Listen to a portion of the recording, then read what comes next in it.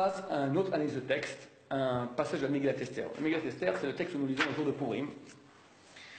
Le jour de Purim est une fête juive qui se fête au mois de mars, qui raconte la victoire des Juifs sur leurs ennemis il y a 2500 ans, en Perse. Le roi de Perse, le chef de l'empire perse s'appelle Assuréus. Et il a un second qui s'appelle Haman, qui est un descendant de Amalek, Haman à Agagi. Agag était le roi de Amalek, descendant direct du roi de Amalek. Ce Haman est un antisémite, il a la haine du peuple juif. Il achète pour la somme modique de 750 000 kilos d'argent le droit de tuer le peuple juif. Le roi accepte, et un édit part, comme quoi, en une date, la date du 13 du mois de Hadar, tous les juifs, femmes, vieux, enfants seront exterminés. Pire que Hitler, en un seul jour, plus aucun juif dans tout l'empire. À l'époque, tous les juifs habitaient l'empire perse, donc c'était vraiment un pogrom généralisé, et personne n'aurait survécu. Grâce à Dieu, un miracle extraordinaire a lieu. La reine, personne ne le savait, la reine Esther est juive. Elle dévoile son identité au roi, et le roi permet aux Juifs de se défendre et d'aller combattre les Amalécites qui veulent leur fin.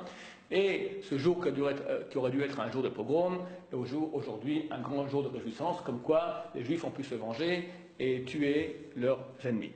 Nous allons lire maintenant un passage de la Megillat Esther. Cette Megillat Esther, donc, c'est le texte qui relate tout cet épisode-là, qui était écrit d'après la tradition par la reine Esther et par Mordechai, donc le héros de la Megillat Esther. Et le texte nous dit la chose suivante. Dans la capitale, les Juifs tuèrent ainsi exterminèrent 500 hommes. En outre, par Data, Dalphon, Aspata, Porata, Abdallah, Ridata, Parmash, Arisa, Arida, Vaïsata, les 10 fils d'Aman, fils d'Amdata, persécuteurs des Juifs, ils les mirent à mort. Donc, les Juifs ont tué les 10 collaborateurs proches de Haman, ce sont ses 10 fils, et ils les mirent à mort. Dans toutes les Megillah de tous les temps, il est nécessaire d'écrire la Megillah de façon cachère. Il faut un parchemin avec une encre cachère. Il est nécessaire d'écrire la liste des 10 fils d'Aman sur une colonne, comme on le voit ici. Si on l'écrit comme des lignes normales, c'est pas valable. Il faut ça sur une colonne. Pourquoi comme une colonne? Différents commentaires donnent, il y en a qui pensent que s'ils avaient été écrits en escalier, alors ils seraient remontés, et on ne veut pas qu'ils remontent, alors ils tombent pour plus pouvoir remonter. D'autres disent parce que ça ressemble à un mât, ils ont tous été tendus sur la même main. Donc on suggère cela par la colonne qui fait allusion au mât. Nous allons voir dans ce texte-là deux choses qui vont attirer notre attention. Première chose, il faut savoir que dans la Torah, de temps à autre, la tradition des scribes enjoint aux scribes d'inscrire dans la Torah ou dans le texte biblique des lettres en caractère gras ou des lettres en minuscules. En caractère gras, par exemple, dans le verset que tout le monde connaît, Shema Israël, Adonai Eloheinu, Adonai Echad, la profession de foi juive, la lettre Aïn du mot Shema est marquée en caractère gras. La lettre Daleth dans le mot Echad du même verset est marquée en caractère gras dans le Sefer Torah, dans le parchemin de la Torah. Des fois il y a des minuscules. Par exemple, nous venons maintenant de finir le livre de Vaïkra. La lettre Aleph dans le mot Vaïkra, qui est le premier mot de ce livre Vaïkra, la lettre Aleph de ce mot est marquée en minuscule dans le texte. Abraham qui vient pleurer sa femme Sarah qui vient de mourir, c'est marqué Livkot, elle vient de pleurer, le Kaf est marqué en minuscule. De temps à autre, des lettres en caractère gras, de temps à autre, des lettres minuscules. Des fois il y a un commentaire, des fois il n'y en a pas. Dans cette liste des 10 fils d'Aman, la tradition des scribes nous donne l'obligation d'écrire 3 lettres minuscules. Ce petit taf dans Parshat Data, ce petit shin dans Parmashta, ce petit zain dans Vaïzata, et une grande lettre majuscule, ce grand vav dans ce même mot Vaïzata. De tout le temps, ça a été fait ainsi. Pour voir des Megillot, ici j'ai une Megillah du XVIe siècle. On y voit très bien. La liste des 10 fils d'Aman, il y a une petite caricature sympa, on voit le mât sur lequel ils ont été pendus, et on voit le petit taf minuscule dans Parshat Data, le petit shin minuscule dans Parmashta, le zain minuscule dans Vaïzata, et le grand vav du même mot Vaïzata. De tout temps, c'est ainsi après la qu'il faut le faire, c'est obligatoire. Pourquoi aucun commentaire écrit ne le cite? On ne sait pas. Comme ce qu'on fait depuis des millénaires, et comme ce qu'on doit faire, point barre. Première chose intéressante. Deuxième, la Megillat Esther est un des seuls livres de toute la Bible dans lequel jamais le nom de Dieu n'est mentionné. Mais néanmoins, Chazal, dans le Midrash Esther, nous dit que tu peux voir Dieu sous l'incognito. Il faut savoir qu'il y a des lectures différentes de la Torah. Comme on a fait maintenant dans Vaïshlach, on a lu l'histoire de Jacob, on voit qu'il y a une lecture simple et une lecture un peu plus profonde. La lecture profonde s'appelle d'habitude la lecture midrashique. Le midrash vient donner une lecture midrashique plus profonde, avec un autre aspect, des fois plus profond que le sens simple, superficiel du texte. Le midrash nous dit, sache que lorsque tu vois dans la Mégillat Esther, c'est marqué le roi Assuérus. Ça fait effectivement allusion au roi Assuérus qui a effectivement vécu en chair en os, c'est 2500 ans en Perse. Mais lorsque la Mégillat Esther va citer le roi tout court, pas le roi Assuérus, le roi tout court, Amelech, le roi. De qui s'agit-il? C'est qui le roi par excellence? Référence à Hachem, à Dieu. Avec ces clés de compréhension que nous transmet le Midrash, reprenons la lecture de ce texte-là en lecture midrashique. Donc je reprends, dans ce capital, les Juifs tuèrent ainsi exterminèrent 500 hommes, en outre, par Data, Daphanaspata, etc. Les 10 fils d'Aman, fils d'Amdata, persécuteurs des Juifs, ils les mirent à mort, donc ils sont bien morts. Mais ils ne portaient pas la main sur le butin. Le jour même, le compte des victimes tombées à Suse, la capitale, fut communiqué au roi. C'est qui le roi? Le Midrash, c'est Dieu. Et celui-ci dit à la reine Esther. La reine Esther est une des 7 prophétesses que le peuple juif a eues. Il y a eu 48 prophètes, 7 prophétesses. Esther est une d'entre elles. Donc elle a un contact avec la divinité lui parle, Dieu lui parle, elle lui répond. Donc Dieu dit à la reine Esther, à Suse, la capitale, les Juifs ont tué et exterminé 500 hommes, ainsi que les fils d'Aman. Que n'auront-ils pas fait dans les autres provinces du roi? As-tu encore une demande à présenter? Elle te sera accordée. Un souhait exprimé sera réalisé. Extraordinaire. Dieu vient vers la reine Esther et lui dit, écoute Esther, t'es génial. Qu'est-ce qu'elle a fait Esther? Elle a ordonné 3 jours de jeûne consécutifs. C'était le soir de Pessah. Il faut manger les matzot, les galettes. On a dit, on ne peut pas jeûner. Il y a une mitzvah de manger les galettes. Il faut manger les galettes, il n'y a plus de peuple juif. À quoi ça mange les galettes? Il n'y a plus de peuple juif. Il y a ici un décret d'anéantissement du peuple juif. Il faut 3 jours jeûner. Et tout le monde, les vieillards, les femmes, les enfants, par terre, en train de pleurer, faire tchouva. Dieu, on regrette, on a péché, on se repentit, on fait tchouva, on revient vers les sources. Dieu même à la reine Esther lui dit, reine Esther, il y avait un décret terrible contre le peuple d'Israël. Par la tchouva que tu as donné au peuple d'Israël, tu as sauvé et ce décret s'est transformé en décret de mal contre les ennemis d'Israël. Tu peux maintenant me demander tout ce que tu veux, accordé d'avance. As-tu une demande à présenter, elle te sera accordée. Un souhait exprimé sera réalisé. Qu'est-ce qu'on demande?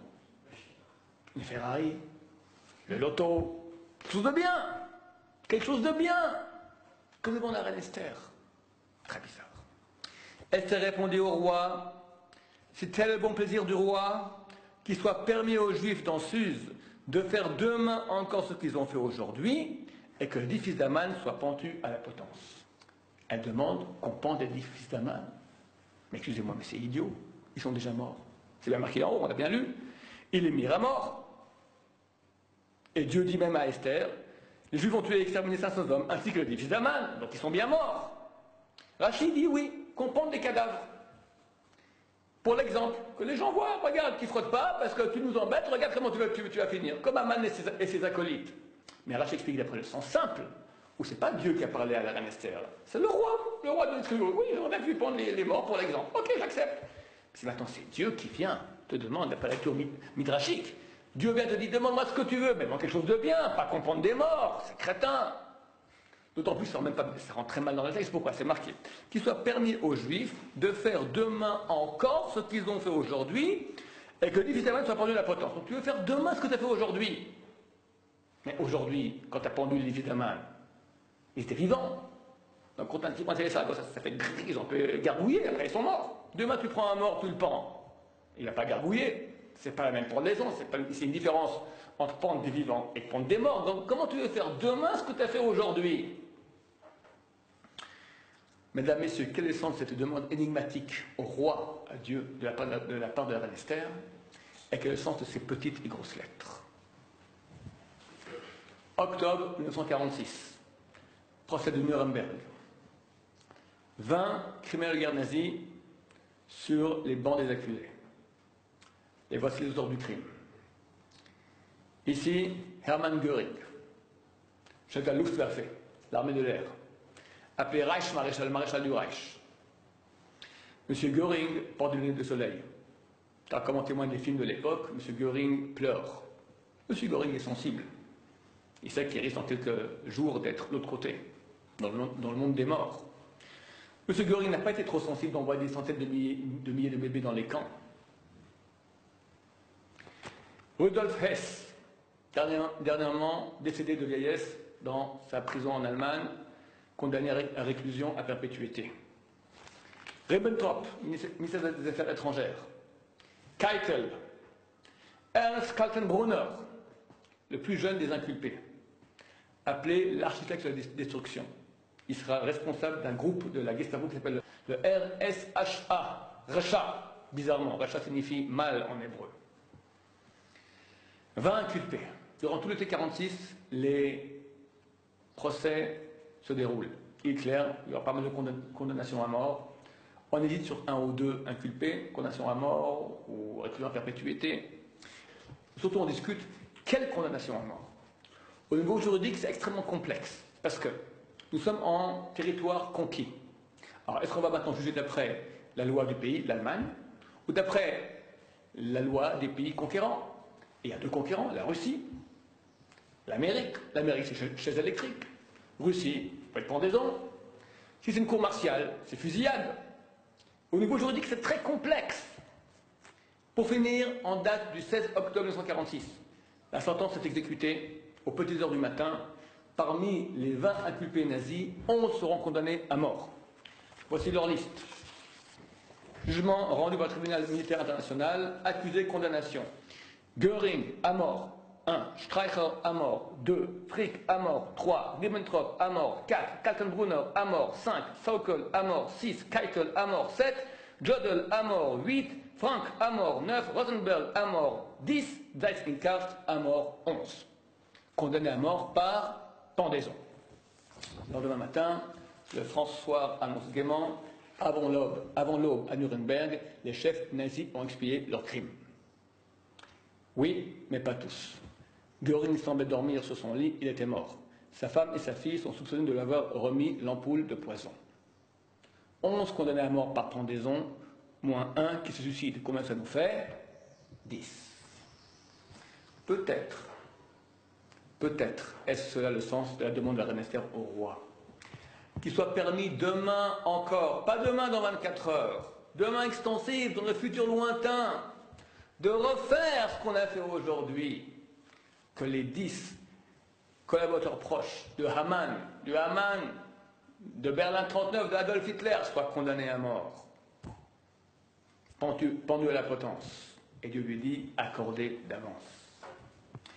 Vous me direz, c'est déjà que la reine Esther, elle demande mieux. C'est très sympa Esther. Après qu'on a tué 6 millions de juifs, qu'on prend les 10, c'est gentil. Qu'elle demande qu'il n'y ait pas de Shoah. Réponse impossible. Comme j'ai évoqué très rapidement auparavant, Dieu veut nous donner le plus grand cadeau qui signifie être. Pour être, il faut avoir libre arbitre. Pour être, il faut qu'il y ait le mal. C'est le monde qu'il n'y ait plus de mal dans le monde, qu'il n'y ait plus d'impact de nos actions dans le monde, alors il n'y a plus de monde.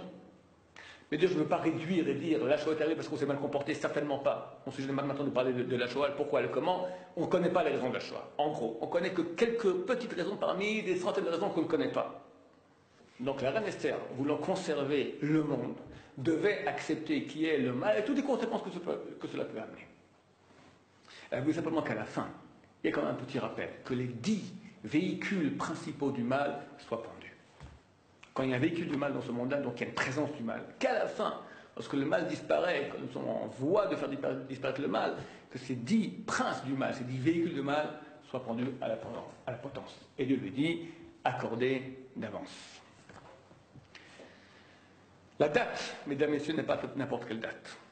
La date juive du 16 octobre correspond à la date du Kaf Aleph Tishrei, du 21 Tishrei. Quelle fête avons-nous le 21 Tishrei? C'est Sukkot. Mais quel jour de Sukkot? Le 7e. Quelle fête avons-nous le 7e jour de Sukkot? Hoshana Rabbah. Très bien, Hoshana Rabbah. Que font les juifs religieux la nuit d'Hoshana Rabbah? La veillée. Qu'est-ce qu'ils font la veillée? Ils mangent, ils fument une cigarette, qu'est-ce qu'ils font? Étudient la Torah toute la nuit. Pourquoi?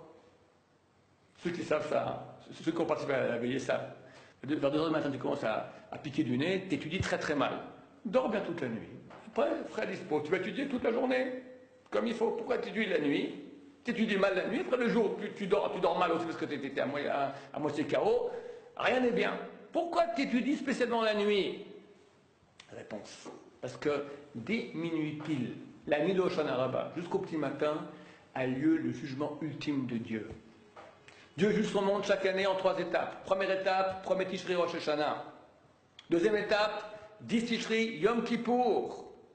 Étape ultime, la nuit, dès minuit, la nuit d'Hoshana Rabbah, le 21 Tishri, étape ultime, le dernier moment, le jugement final. Tu ne vas pas être vautré dans ton lit en train de ronfler alors que tu es jugé. Donc tout le monde se lève pour étudier, pour encore essayer de gagner quelques points pour, hop, essayer d'améliorer le jugement final. Mesdames, Messieurs, à l'heure près du jugement ultime de Dieu, où Dieu juge son monde, les 10 inculpés nazis sont pendus. C'est le 21 Tishri de quelle année? L'année 5707 du calendrier juif. 5707, c'est l'année 707 du 6e millénaire. Je reprends la Megillat Esther. On avait des petites lettres et une grosse lettre. Mesdames, Messieurs, Taf, combien ça vaut Taf? 400. Shin, combien ça vaut Shin? 300. Ça nous fait 700. Zayin, combien ça vaut Zayin? 7. L'année 707. Le Vav, le grand Vav, combien ça vaut Vav? 6. L'année 716 du grand Vav du 6e millénaire. Tout y est. Le quand, le comment et le pourquoi. Ce n'est pas tout. Je vous cite ici maintenant Newsweek, la coupure de journal originale du Newsweek, 28 octobre 1946, Affaires étrangères, page 46. The 13 steps, les 13 marches. Fanatisés. Les officiers de la prison décident à ce qu'aucune autre victime ne leur échappe. Immédiatement enchaînèrent les 10 survivants dans leur cellule. Puis pendant 90 minutes, aux petites heures du 16 octobre, ils se succédèrent l'un après l'autre aux potences. L'article va raconter comment les 10 vont être pendus, c'est passionnant, je n'ai pas le temps de vous le raconter. Je m'attache au dernier cité par l'article.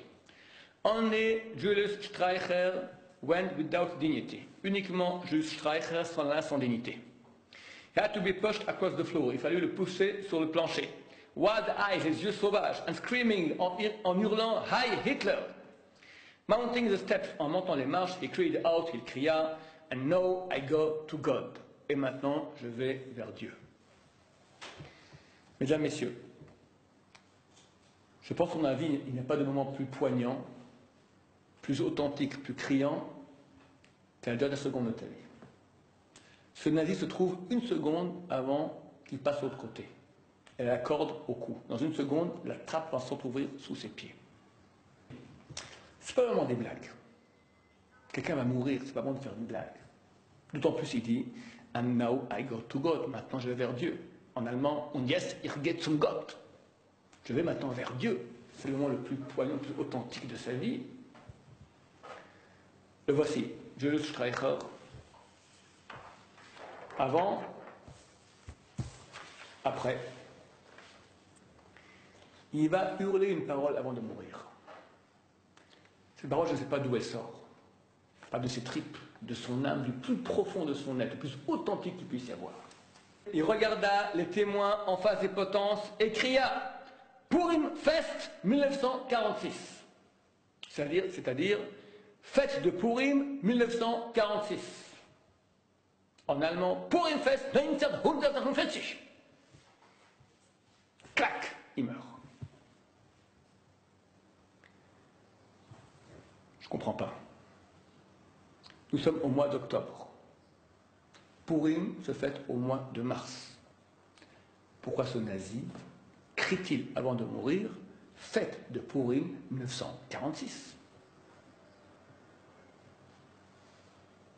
Ça n'a rien à voir. Réponse, j'en ai pas. Est-ce que Dieu lui a mis ses mots dans la bouche? Est-ce qu'il a étudié les textes, c'était un rabbin, il a compris ce que les rabbins veulent dire? Est-ce que c'était une réincarnation? J'ignore. Je ne sais pas. Une chose est claire. Ce que nous sommes en train de dire. Que la reine Esther a demandé au roi, à Dieu, qu'il soit permis de refaire demain encore ce qu'on a fait aujourd'hui, qu'on puisse refaire Purim, version 46, qui nous témoigne en pleine figure? Le nazi lui-même. Sache, tu es en train de vivre Purim 46. Ciao, plaque.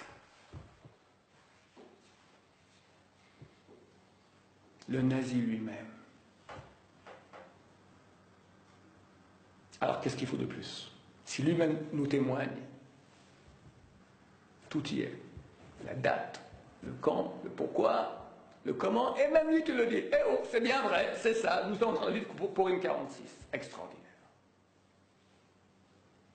Les Français, vous savez que donc ils vont informer, mais des fois ils informent et désinforment.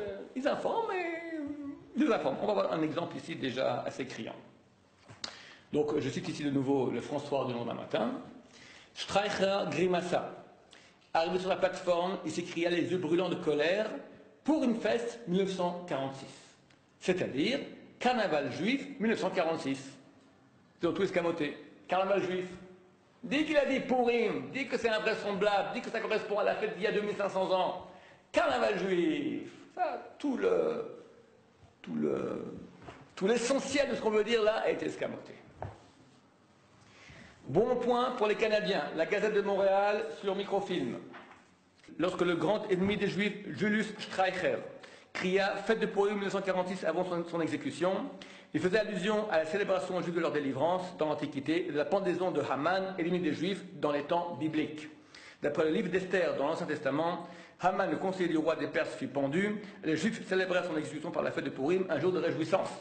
La fête de Purim est célébrée dans le 6e mois de l'année juive, ce qui la fait tomber ordinairement dans le mois de mars de notre année. Bravo pour les Canadiens. La version argentine, pourquoi elle est marrante? El Diario de Buenos Aires para toda la República. Y entonces gritó. Il cependant cria. Pour une fête 1946. Parenthèse à part du journaliste qui va expliquer aux Argentins qu'est-ce que c'est que Purim Fest. Purim es la fiesta judía. Purim est la fête juive qui est célébrée en el mes, le mois de septembre.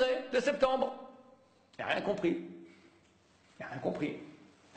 Le journaliste s'est dit pourquoi est-ce que le nazi va créer une fête qu'au mois de mars? Rien à voir. Puis au mois de septembre, octobre, il y a beaucoup de fêtes juives. Il y a Rosh Hashanah, Simchat Torah, Shmini Atzeret, Sukkot, Rosh Hashanah Rabbah, Yom Kippourim, ça ressemble. Ah, on a rajouté un plus, et Purim dans le tas, et un plus, un de moins, qu'est-ce que ça change? C'est tellement invraisemblable que le nazi crée une fête qui est 6 mois plus tard. Mais nous comprenons trop bien, tout y est, la date, la demande et le témoignage du nazi lui-même. Ça concerne les 10 acolytes de Haman, les 10 acolytes de Hitler. Mais le Haman moderne, Adolf Hitler, est-ce qu'on a un témoignage? Est-ce qu'on aurait un rapport entre Haman et Adolf Hitler? J'ai essayé, les valeurs numériques, avec Collet, sans Collet, rien, aucun rapport. Est-ce qu'il y aurait un rapport entre Haman et Adolf Hitler? En 1996, un ami de Suisse m'a envoyé, il connaissait cette conférence, m'a envoyé l'article suivant. Vous savez qu'en Suisse, qu'est-ce qui fait la fortune de la Suisse? Les comptes bancaires, ceux qui ont un peu de blatte, il ne faut pas le mettre ici, il faut le mettre là-bas, en Suisse. Bien sûr, pas avec ton nom, parce que tu vas te faire pincer, il faut un nom écran. Mais attention, la loi suisse oblige de lever le secret bancaire après 50 ans de secret. Donc tu mets pour 50 ans après, il faut de nouveau refaire un autre compte avec un autre nom, sinon tu te fais pincer. En 1995, il y a eu le grand scandale des avoirs juifs en déshérence, que les milliards de dollars de Deutschmark, de nos frères morts dans la Shoah, qui ont été mis dans les comptes dans les banques suisses, et sans preuve de la part des héritiers, ne pouvaient pas récupérer cet argent. Même dans certains cas, les banques suisses ont demandé un certificat d'incinération de Auschwitz, chose absolument affreuse. Ce que cet article qui est apparu dans les médias suisses relate ne concerne pas les comptes de nos frères juifs morts dans la Shoah, mais celui de hauts dignitaires nazis. Et pas moins que Adolf Hitler lui-même. Adolf Hitler, qui a donc édité son livre Mein Kampf. Mein Kampf, c'est la Bible des nazis. Il n'y a pas un Allemand qui n'a pas acheté une fois dans sa vie Mein Kampf. Maintenant, les droits d'auteur, il a fait un petit bénéfice, Adolf Hitler. Hein, il en a vendu combien? Il y avait 80 millions d'Allemands, donc il a fait 80 fois combien? Il a fait on va dire, au moins 10 Deutsche Mark de bénéfice. Donc 10 fois 80 millions, ça nous fait bien 800 millions. C'est pas mal, 800 millions de Deutsche Mark à l'époque. C'est une monnaie forte à l'époque. 800 millions de Deutsche Mark. Il les met où, Adolphe? Pas dans une banque, en Suisse. Mais c'est pas avec son propre nom, parce que ça fait pas très bien Adolf Hitler dans un compte suisse, ça fait pas très propre, avec un nom écran. Le Jewish Chronicle de Londres affirme que les droits d'auteur d'Adolf Hitler reposeraient sur un compte suisse de l'UBS, Union de banques suisse, qui à Berne aurait été ouvert au nom de Max Hamann. Extraordinaire. Mr. Adolf Hitler ne trouve pas de meilleur nom comme nom écran, Hamann. Alors attention, qu'on ne se méprenne pas. Max Hamann est quelqu'un qui a effectivement vécu en chair et en os. C'était un des acolytes de Hitler. Et ce qui est quand même assez symptomatique, c'est que le comte de Hitler s'appelle au nom de Hamann. Pour nous, c'est certain que ça veut dire quelque chose. Bien sûr, la Banque tellement connaît ce cas, dispose de la moindre information sur un compte Hamann.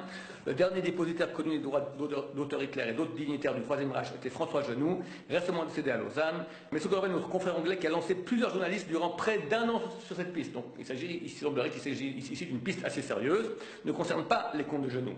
Il s'agirait bien d'un autre ouvert lui, du vivant d'Hitler. Ces révélations ont été favorisées par l'examen de nouvelles pièces d'archives d'État, tombées dans le domaine public après 50 ans de secret. Donc, Esav a la haine de Jacob. De même que Jacob n'est pas mort, Esav n'est pas mort, et Esav continue de noyer.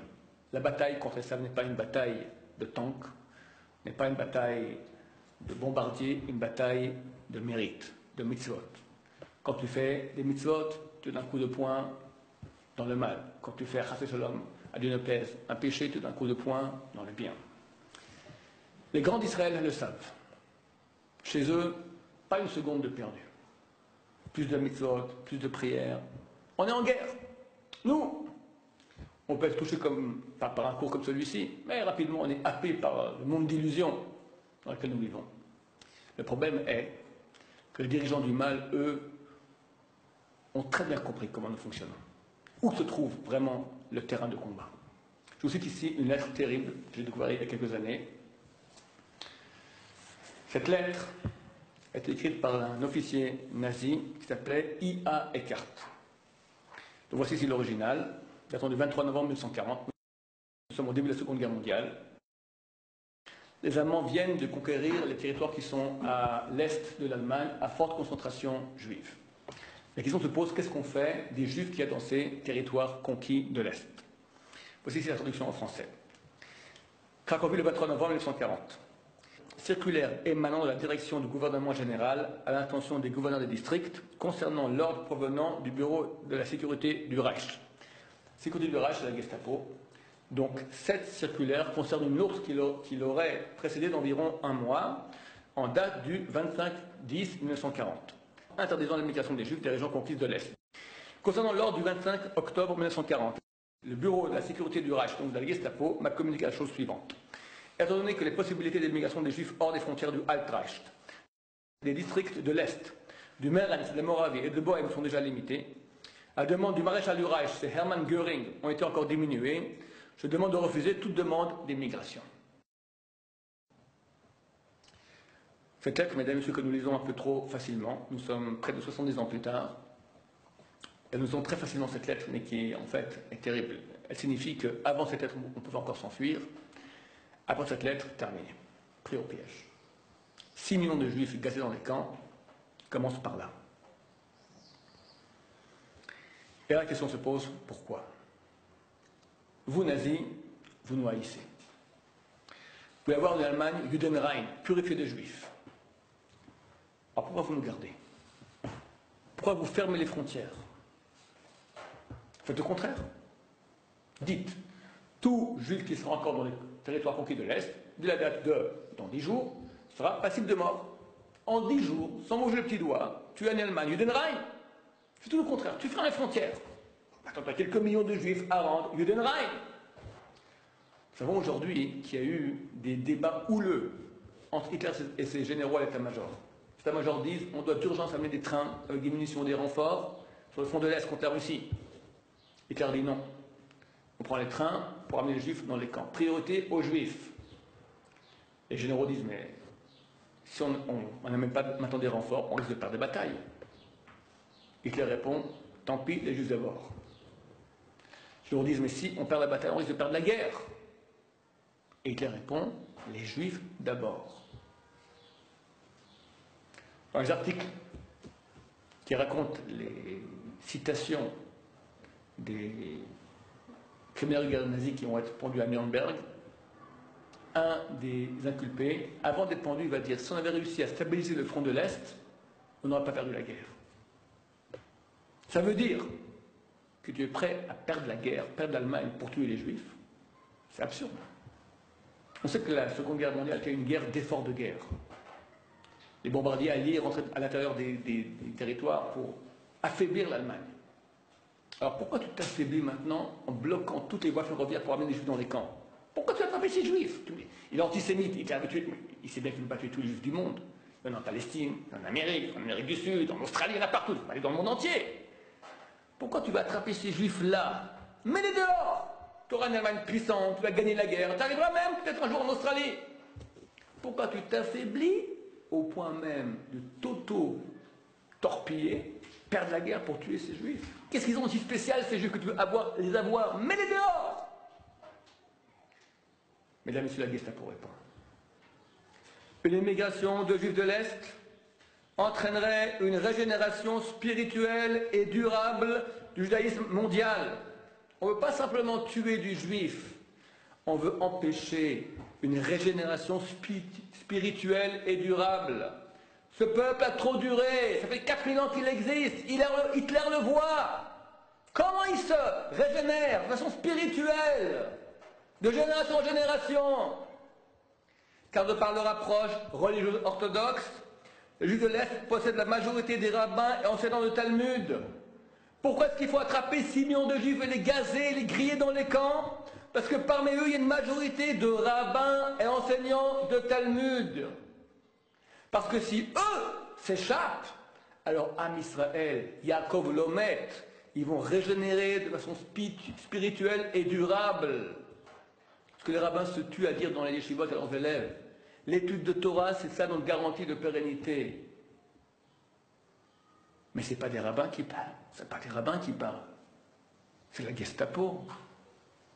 L'atroce, affreuse Gestapo. Eux, ils ont compris. Eux, ils ont compris comment nous, on fonctionne. Comment Am Israël, Yaakov Lomet, comment se fait-il que ce peuple est éternel? Étude de Torah. Et si on attrape ça, alors ceux d'Australie, de Palestine, d'Amérique disparaîtront. Les grands de Torah sont là.